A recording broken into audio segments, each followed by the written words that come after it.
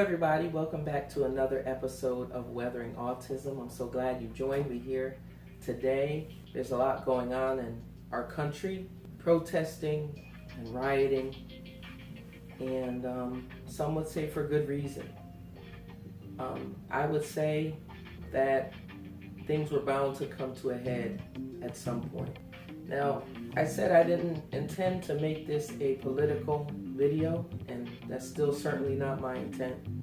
And so, for those who may not be black or brown, I know it's hard to understand these things when you've never had to deal with these issues. But they're very real issues. And I'm not bringing this up to say that all white people are racist, that all cops are racist and are bad. I don't believe that. I believe most cops are good. Most cops are trying to do their job and do it well.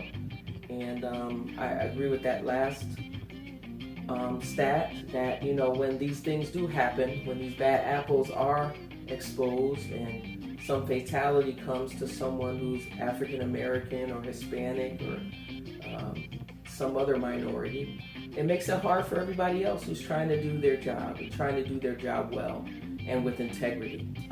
What I wanted to do was connect these things with autism because it's important to do so.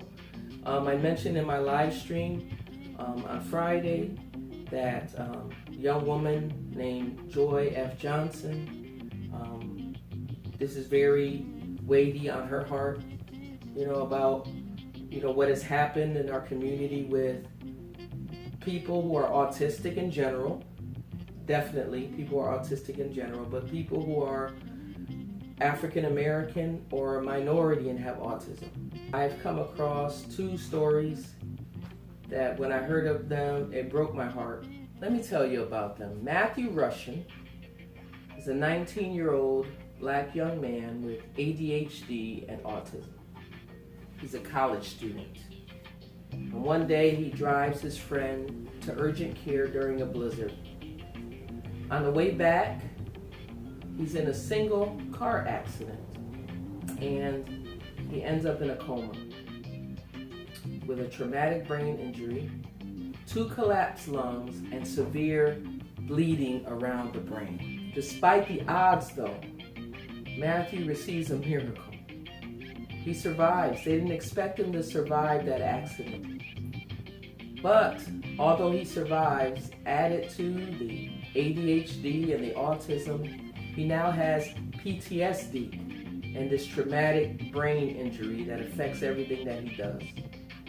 Probably around 1 year, almost to the day, he's in his car again. He leaves home and he goes to a nearby shopping center and he's going to pick up some pastries, I believe it was, from the local Panera Bread. And he pulls into the parking lot there. He nicks a car.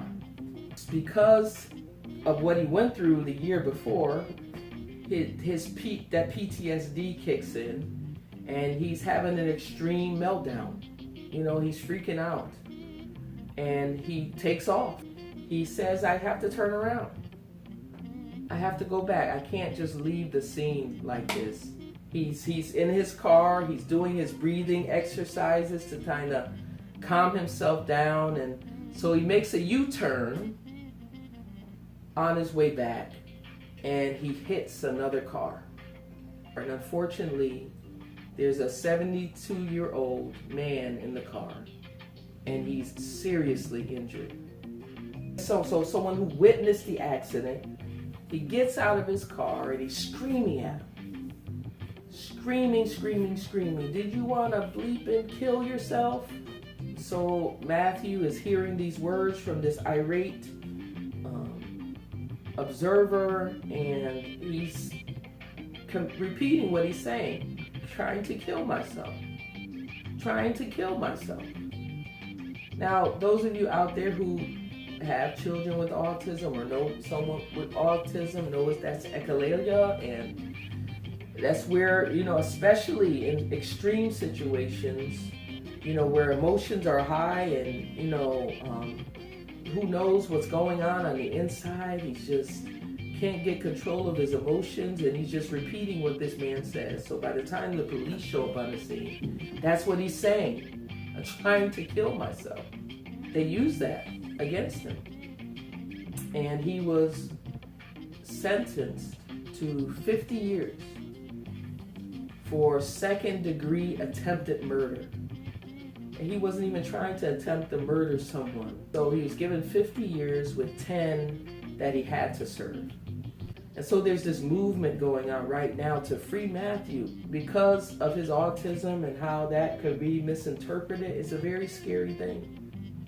He's a young man. That could be my young man. My young man is going to be 22.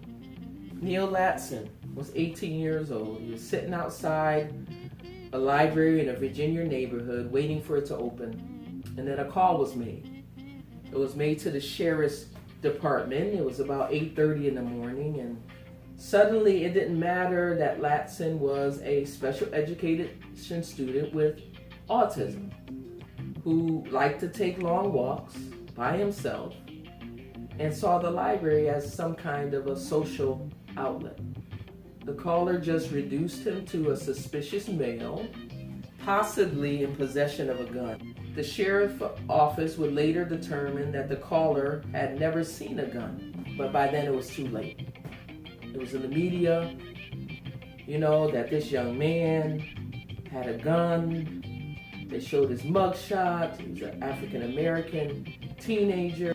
They said that he had assaulted the deputy who responded to the call. He would spend years in prison, much of it in solitary confinement, where he would be shot with a taser and strapped to a chair for more than 9 hours. This could be my son too. So this is my hope. Let us do all we can to educate our children. Let's try to come together as a community, black and white. Because when someone says a certain segment of people that their life matters, that doesn't take away from the fact that all life matters. And so my hope and my prayer is that some of these mindsets will be torn down and police officers will be educated, those in law enforcement and every other arena will be educated. And that a lot of these biases and prejudices will be destroyed.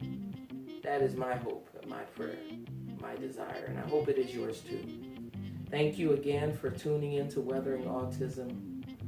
I hope that this was informative for those who don't know what it's like to be in those situations, and I hope for those who are, and that they find hope, that you find hope, that there's hope for us and for our children to give them a better tomorrow. So until next time, bye-bye, and have a good one.